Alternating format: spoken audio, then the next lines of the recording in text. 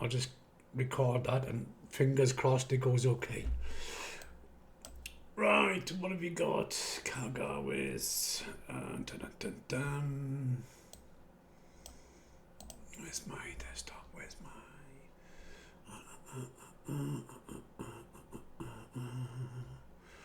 my other window?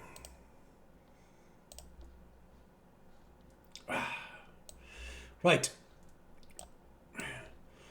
All I want to do this evening, for the sake of this particular session, guys, is just go over risk management and what I do when I'm scalping live to give you a little bit more insight into that. Simple as that, right? We'll go through a few examples and I'll run through what I'm looking at.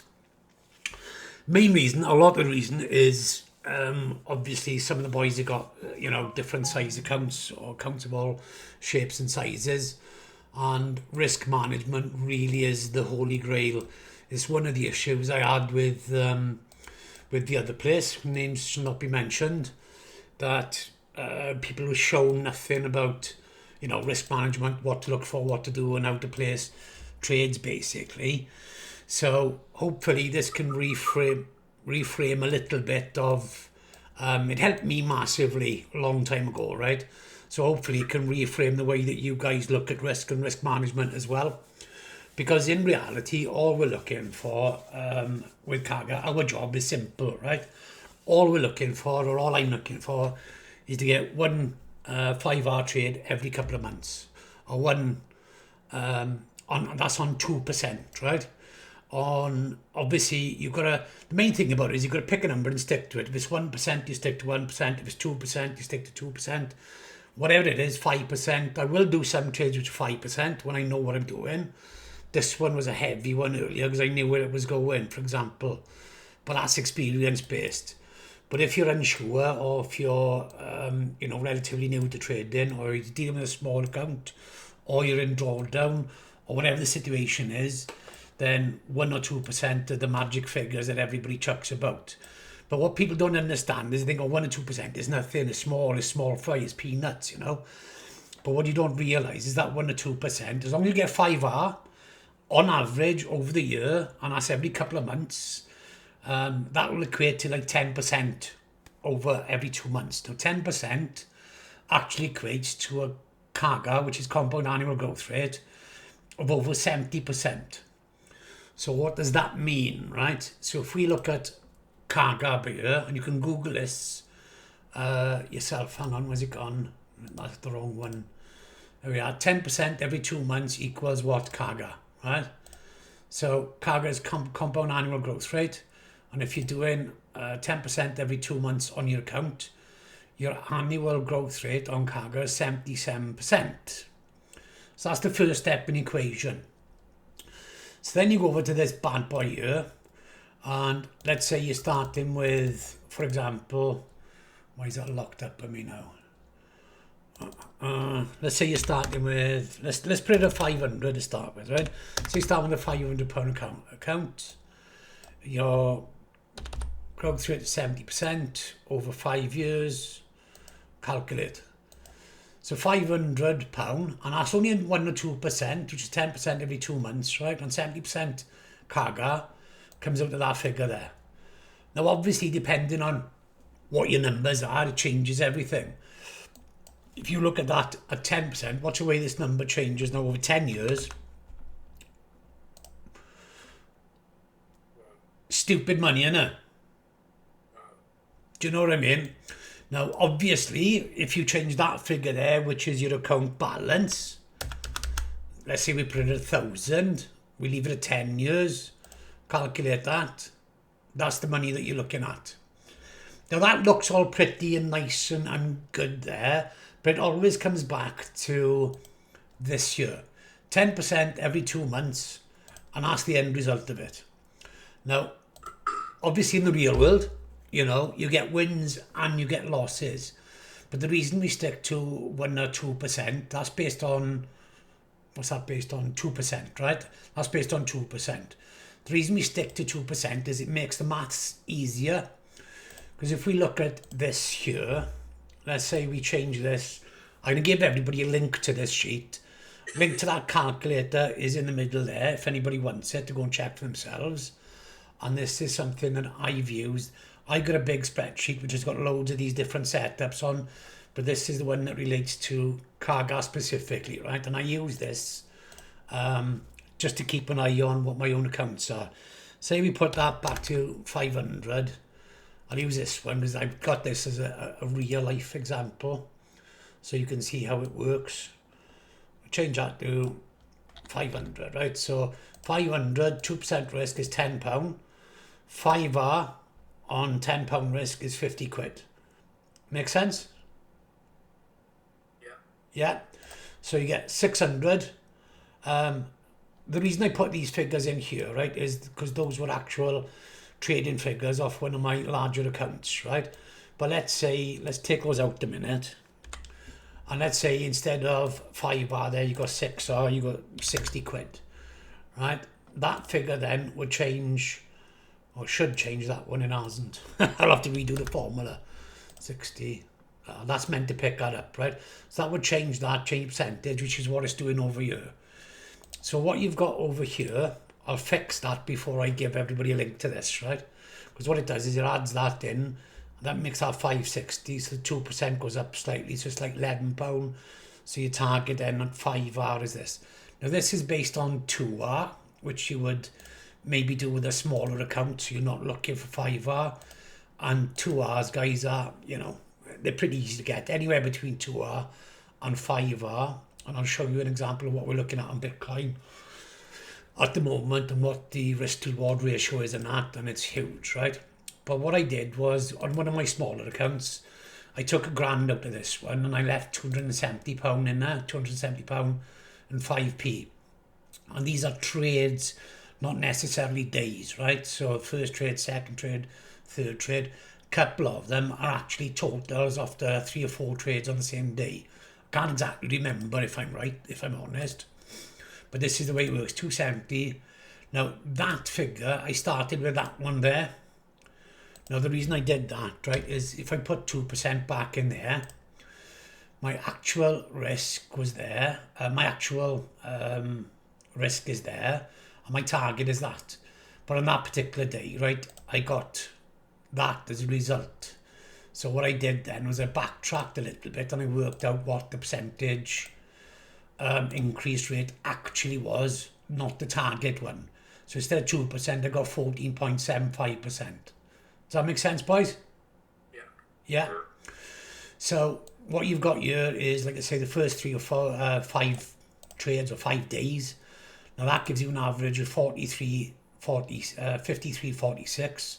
One day I had a red day, which is, you know, all right, not everybody's me, etc., etc. But if you filled that in on the average cost, starting at 270, after 38 trades, you'd be on £2,500 or 2,250. So that's the idea behind that. But it all comes back to this 10%, right? 10%, which is 1 5R trade every 2 months. And that's all you need. That is literally all you need. So you plug that figure into there. That'll give you what you're going after. Obviously, it's an average over the 12 months. You're going to have your red days. You're going to have your losing streaks. But if you're doing it the right way, you're trading and you're managing risk, which, honest to God, boys, it is the holy grail. If you can manage risk, you're always going to win, right? Because what that means in effect is, instead of, you can lose 5 trades on the bounce. But if you lose in 5 trades with 537 in the account, right, you're losing 50 quid. You gain 1 then, which goes up 5%, and you're going to be up 150 quid. So of the 10 losses to 1 win, you can have a 1 in 10 win ratio if you do that, and still be in the green. Obviously, if you play with the numbers and you go up in terms of percentages, then it changes the figures. But what you should always have in mind is, depending what your account balance is, I mean, if you want to change that to 10%, so you're feeling flush, or you've done something else, then your target for 2R is that. All right, if you can pull in 120 there, bosh, it just adds in, right? So that's that. That's dun dun dun dun dun dun. So can you this, Jeffers, when I'm going to pass this out. I'm going to leave the example in there. I'm going to make sure that all the formulas are working. That one's broken a minute. And I'm going to give everybody a link to it on my Google Drive. So you can all download your own copy if you want to. oh, cheers, Jeffers. All right? So, Taffy, Sam. it's Taffy How's it in. going? Hey, Taffy, my boy. How's it going, pal? Sorry, I've been getting the kids to bed. Aye, don't worry, boy. Don't say sorry. It's all good. I'm trying to record it, Taff, because obviously you've missed the start of it. But hopefully the recording goes okay, and then I'll just share the recording so you can watch it back at your leisure. Then anybody that jumps on tonight now, or anybody who wants it that's in the group, can have the recording. What we've covered, Taff, very quickly, boy, right? Just to go over it very quickly because you're in late, is what CAGAR is, compound annual growth rate. What I'm explaining to the lads is all our job realistically is, right, is to get a 2% win. Look at that flying again. Go on, baby. Tempted to jump on that live now. all we're looking for is to get, what's the right way to say it now? Our job is basically to get 1 5-hour trade every couple of months. If you do that, and that includes, and that's on average over 12, that includes your losers because you're going to have them. If you're doing that, what you're actually doing, if you work out the math, is you're increasing your account size by 10%. So if you go onto that onto Google and just type in that 10% every 2 months equals what CAGAR, it'll give you the percentage there. Look. So this link, why is that gone off?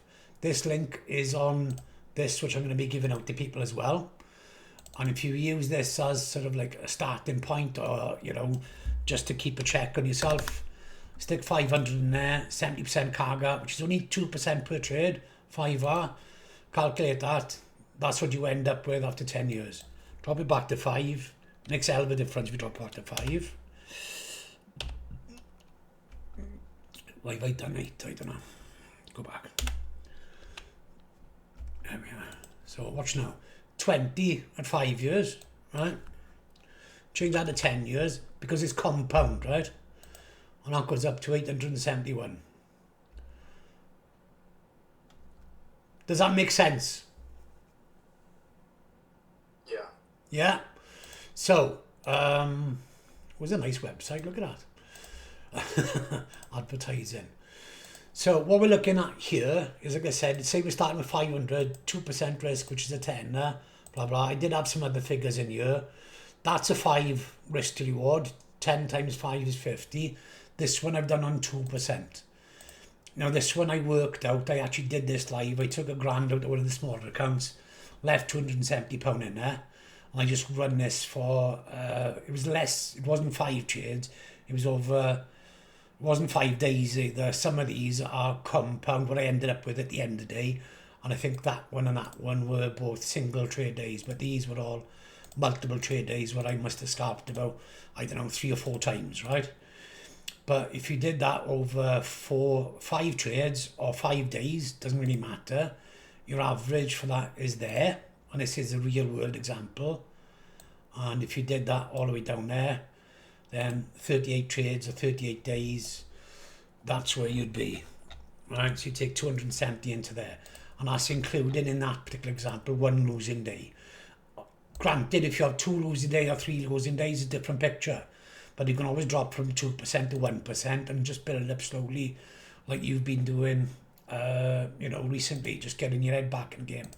What was that percentage you had today, Taff? 500, was it, or something? 400 and something like that. Yeah. So as you can see, yeah, I was absolutely banging, mate. So as you can see, this is not realistic. This isn't unrealistic. But when you look at that and this and that, right, everybody looks at the small numbers. But when you translate it into this, and then you can exercise patience and keep your risk reward on point, that's what you could end up doing. If you change that to £1,000 and do it over 20 years, not to expect anybody to wait 20 years to get paid, obviously. But look what the numbers do. It's just mind-boggling, right? But when we look at this, we can't see the bigger picture. We're just looking at the daily wins. So unless you're winning I'm the same. I'm my own worst enemy, right? Unless you're winning 500 quid a day or a grand a day, you're like, oh, nothing. But you've only got to win 5R or 2R consistently, and you go from there. If that losing day, for example, would have been, let's say that was a 150 day, right? This is never going to happen in real life. But then your average then becomes 503. Right, watch this now. 503.00. Let's just leave it at that a minute. Watch these figures flying up there now. This is unrealistic, right? Because this is not realistic. But look at the difference, right? So even if you had 2 losing days, and one of them was just, say one of them was break even, right? You didn't win nothing, say you won a 0 there. That's going to drop your average down to, oh, I got it wrong now, I've messed up the maths because that makes it 217, which is wrong. But you get the picture, right? Looking at the small, keeping it 2%, 1% every month or 2% every 2 months is equivalent to 10%, which gives you a compound annual growth rate of 77%. So the key is patience and taking your time. And 5R is nothing. If we look at this here, and we go to, is it on this one? Bitcoin, and we go to the daily. This was in the group, 5th of last month. And the risk to reward on here is 9.55. Mad, isn't it? Right, it's not there yet, and it might bounce here, it might bounce from where it is now. But you could risk 0.1% then, still be on 9.5%. You could risk 1 or 2% on there, and that's your job done in one trade. And obviously, as you know, guys in the group, we get way more than that in terms of opportunities on a daily. The one I took today, is it still on this one? I hope it is now. Yeah, the one I took today, which I was late getting in, this is how realistic this can be, right? I was late getting this, and this one was 1 to 1.58. If I'd got in, hang on, let me go back a minute. If I got in what I would have got in, which was after that fair value gap, this would have been, stop would have been there, and that would have been roughly there after that fair value gap. So that would have been a 2.85. So 2 of those a week, and that's your 5R done. Does that give you a different outlook on it, or a different way you're looking at it? Yeah, definitely. Or is it too complicated? No. No? All good. And that's it, guys. That's all it's about. That's all it's about, really. Pick a percentage, stick to it, whether it's 1%, 2%, 5%, and then make it your job to get 5R every 2 months on average, including your losers. Stay in the game long enough so you can build up, so it doesn't matter if you get a few losers on the trot. And you're laughing. This is something I wanted to go over again on here, just very quickly. What I'm actually looking at when I do the lives on NAS, right?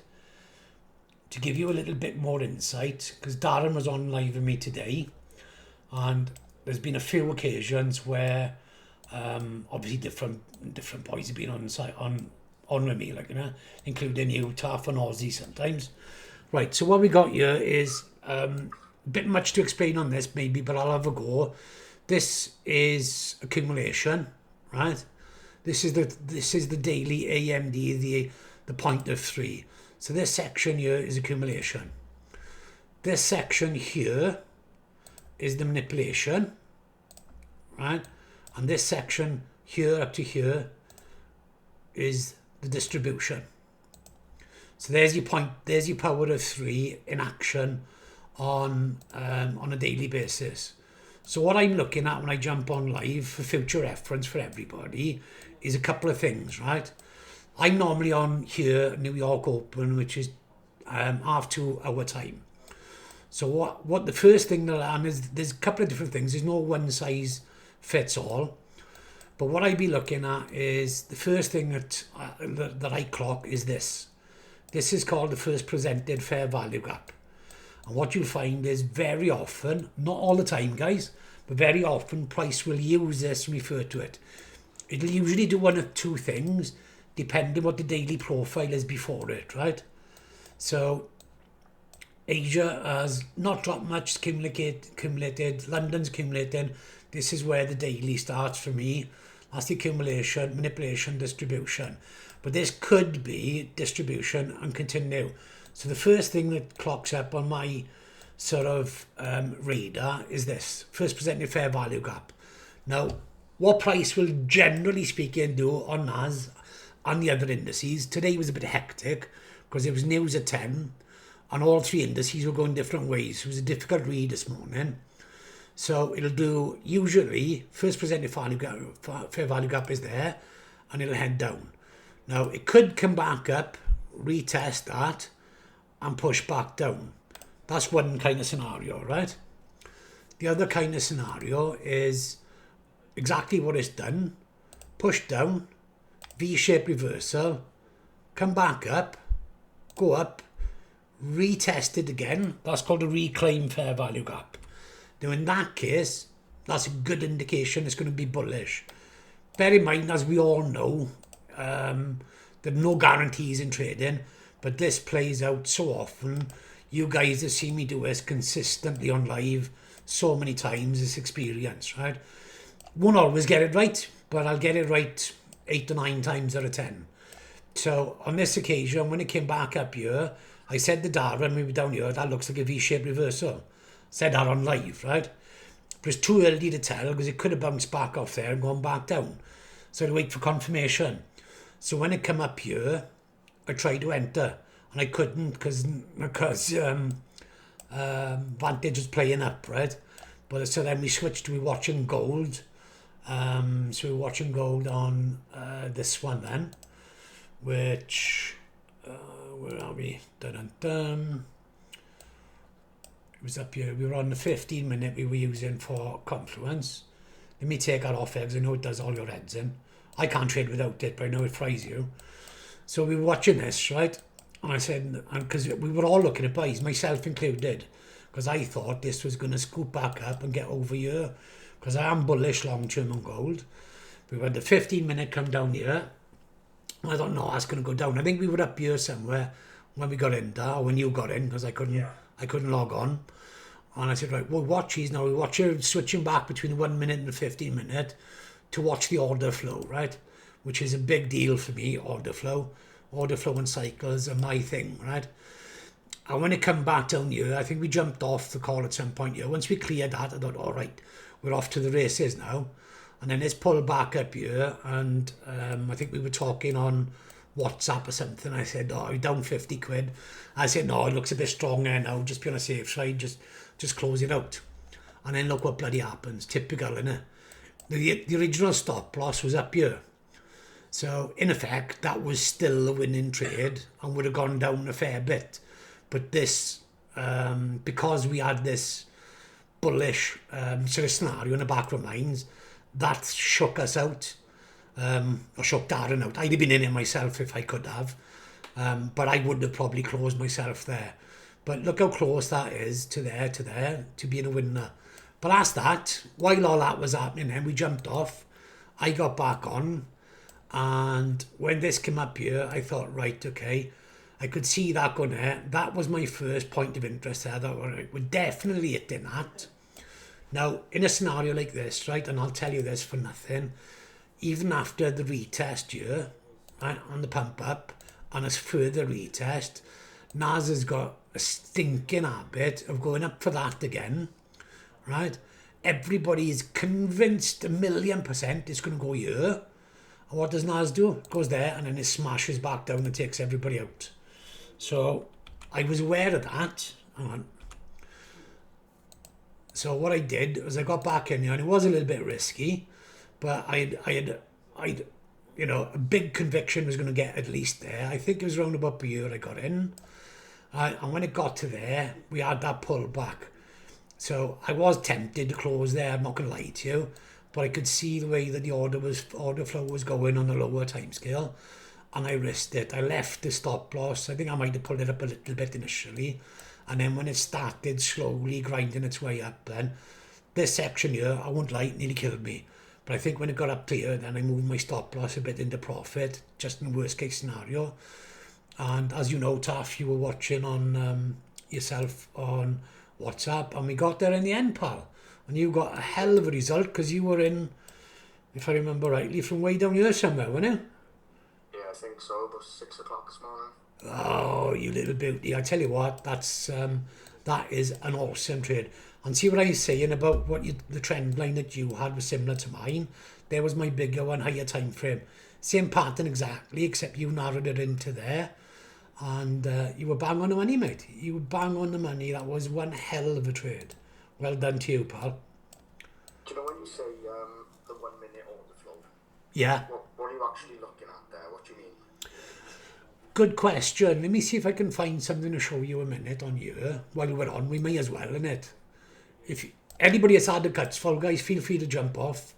I appreciate you jumping on, but if you've got the patience, I'm happy to have a little chat. Let's go down to daily a minute here. Let's go down to 4 hour. I think I looked at one earlier when I was getting ready to do the lesson. Did I? Hang on. 1 hour. I'm going to knock this off a minute because I know it fries your brains. I can't trade without it, I'm not going to lie to you. I know you manage. But, oh, where are we? I had one marked up, which was a market maker buy model, which happened in Asia. Bear me a second, guys, see if I can find it. Let me take that off. Take that off a minute. And here we are. That's where it was. That's 1 minute order flow marked up there. If I go here, actually I'll show you that one. I'll show you this one. If we go on here now, right? This was, I just knock out on a minute. I think it was London session. No, New York PM. Well, we've gone down in London and this is New York PM. That's on the 15-minute time frame. So again, we've got the similar pattern happening here, look. You've got your consolidation. You got your manipulation, make everything we're going down, and then smart money will reverse it and it'll distribute then upwards direction. So once it starts doing that and you've actually twigged that this is potentially going on in the background. Hang on, here we are.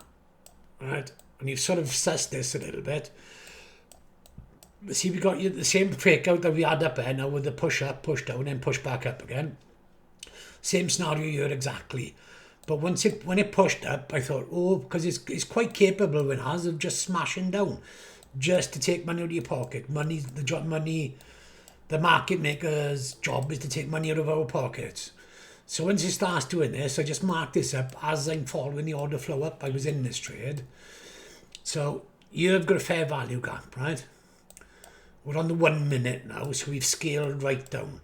So what we got here now is resistance to get through, and we've got a big fair value gap. So we got fair value gap down, V-shaped reversal, second test of this resistance area here at the bottom, which is a good confluence by itself. And then we got the V-shaped reversal really starting.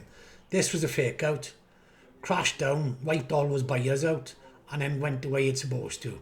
But once I started doing this, I went, right, fair value gap in 1 minute, supported, right?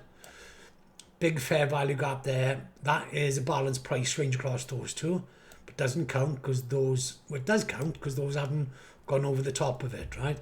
This is the intricate part of order flow now, where, so we've got fair value gap there, and we've got the balanced price range there, and that fair value gap actually goes to there, to there. Now, it's gone below it, yes, but then it's back up and it's supported it again, right? So again, we've got the balanced price range and the fair value gap, still going with the order flow. Same here, bear in mind it's the 1 minute, so price isn't perfect. Fair value gap again, one which stuck out to me. And again, we've got the C 1, 2, 3, 4, 5, 6 times, and we didn't manage to break below it once with the body close, right? So that again to me shows the strength in it. It's going up. Then we've got 3 candles. This is called a unicorn breaker. Unicorn breaker is where you've got an order block, which is this part here, right? And then you've got a series of green candles where you make a new high above it. That is a qualified swing high. So that again isn't marked up, but it's part of the process. Then you've got fair value gap, fair value gap. Again, not even getting to those fair value gaps again and going up. Same thing here, which isn't marked up, look, which is another one. Another fair value gap there, which is supported. And then we've got a nice big one at the top end. So that is an example of how you're tracking order flow on the way up to know whether you're still in the trade or not. Does that make sense, guys? Yes, you basically identify the fair value gaps, and then if it acts as a support, then it's more likely to go up. Bang on the money. It's more like a confluence that you're staying on the right side of the trade. There's a fundamental rule, right, which I mentioned when I was on live today. If it disrespects 3 PD arrays, in this case we're talking about fair value gaps specifically, but there are others. If it goes this way and it comes back down and it disrespects 3, the third one is known as the last line of defense. So when it disrespects the third one, that's it, I'm out, right? And again, because all time frames are related to each other, I always forget the right word for it. But what happens in a 1 minute happens in the hour. What happens in the hour, what happens in a day. What happens in a day, they're all interrelated, right? So, but the difference is the higher up you go in terms of time frame, say like on the 4 hour and the daily, and this is where TJ does his main work, right? Is that, yes, the candles are bigger, but the same principles apply. What you've got there is a daily order block. And what you've got here is a daily VI and daily order gaps. So it's exactly the same. But obviously, right, 1 day is 424 points. So to do 424 points on a daily, you've got to have a bloody big account, right? Whereas if you scale it down to the 1 hour, and we've got exactly the same thing here now, we've just created a unicorn breaker. That is actually a breaker block there. That is actually a booster block because it's a breaker on top of an order block, sorry, I beg your pardon, on top of an order block. So that now is a unicorn breaker and that's going up there. But it's the same principle applies, right? That now, if you're staying on the 1 hour and you're working off it, you don't want to see that come below there as you pull it back. So that would be a stop loss. Obviously, it's at an all-time high now and it's coming to the end of the session, right?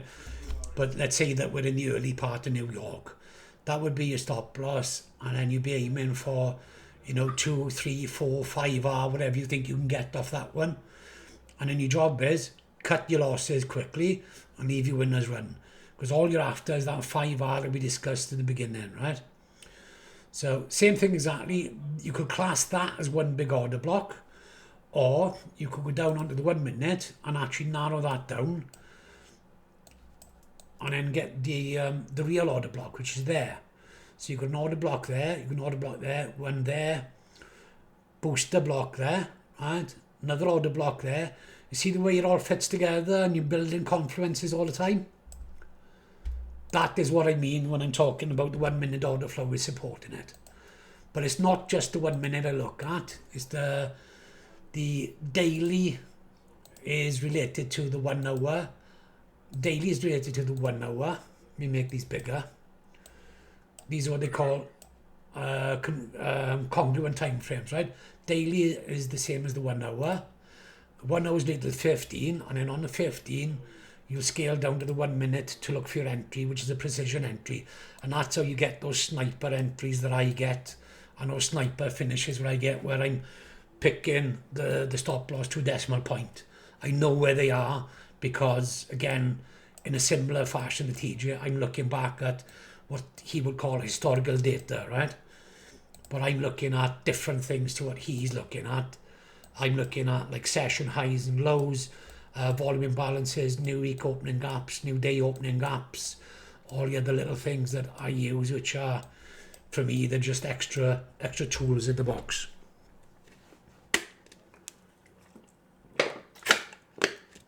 Do you enjoy that, guys? Brilliant. Yeah, I do. Yeah?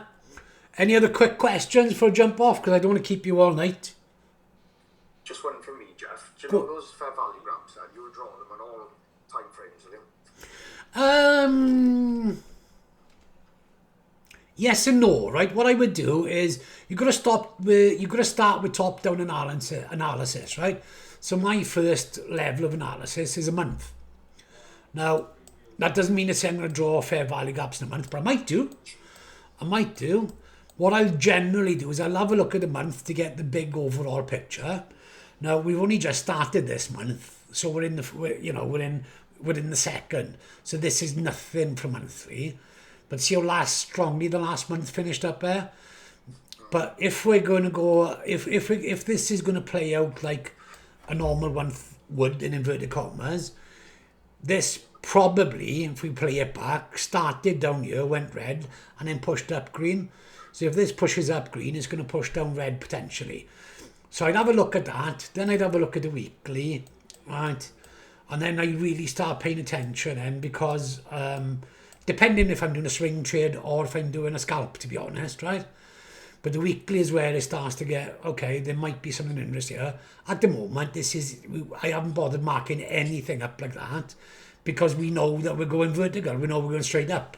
So there's not much point until we get down to the daily. And then the daily then is where it starts getting a bit fun, right?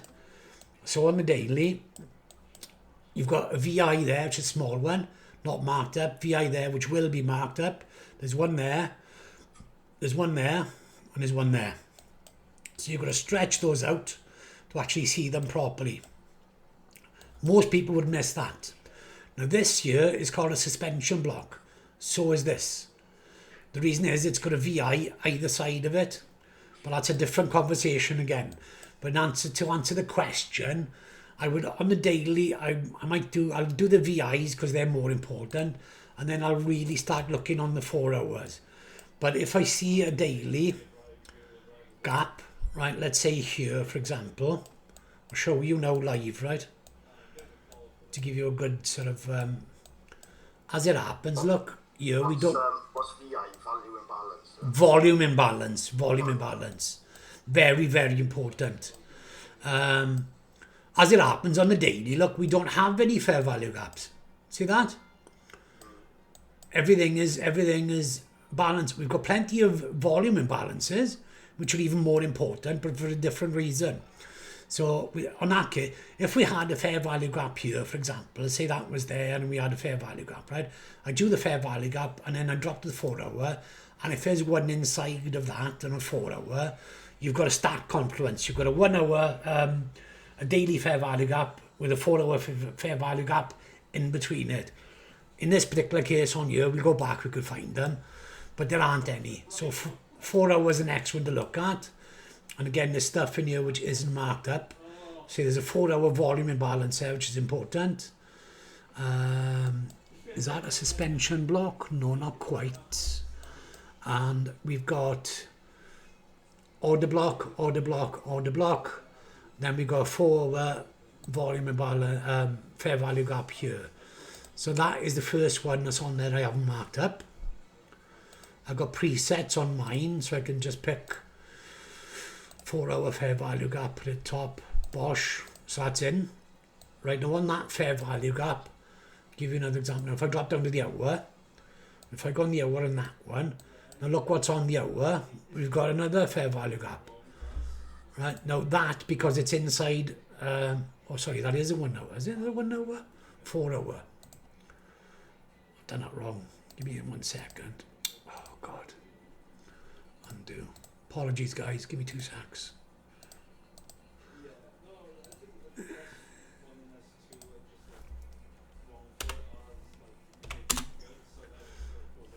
But can't type. 4 hour fair value gap. So on a 4 hour, and we drop to the 1 hour. And looking inside the 1 hour, what have we got? Let's have a look. We have more 1 hour fair value gaps. So this and this bit here, which you could include in one, that would then become a stack confluence, because inside that 4 hour fair value gap, you've got another. Do you need to mark them both up? It all depends on how bitchy time prices being, to be honest. But it's nice to know in the back of your mind that they're there. So that's the way that I would do it. and then just work your way down. So if I was watching Orderflow and I scale down to the 1 minute for an entry, what becomes valid at the 1 minute scale, right, when you're in it, is as little as 15-minute fair value gaps. Because if you look here, you've just got 1, 2, 3 stacked 15-minute fair value gaps. So I would be watching that now. Obviously, it's late in the session, so this isn't really as relevant as there. And seeing what it does as far as that is concerned. And that is me tracking order flow on a minute scale as price is playing out. Make sense? Makes sense. Yeah. Yeah.